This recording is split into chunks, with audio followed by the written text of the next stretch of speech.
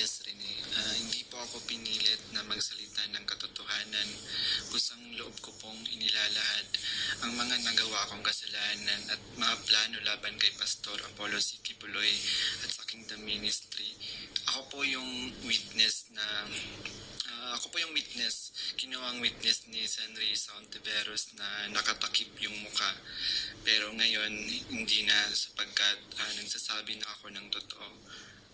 Binayaran po ako ni Senri Sauntiveros para mag-testify laban kay PRRD, VP Sara at kay Pastor Apollo C. Kibuloy. Lahat ng sinabi ko at kasama ko doon na nag-witness sa Senado ay ginawa lamang ni Senrisa upang pabagsakin si Pastor at ang buong kingdom at kunin ang kanilang mga ari-arian.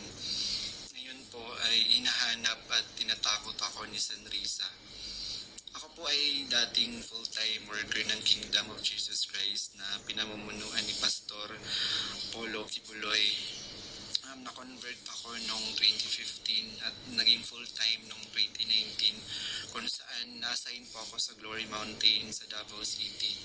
Lumabas po ako ng 2021, ngunit nagpaalam po ako ng maayos at pinayagan naman ako ng Kingdom dahil may balak po akong bumalik pagkatapos ng ilang taon.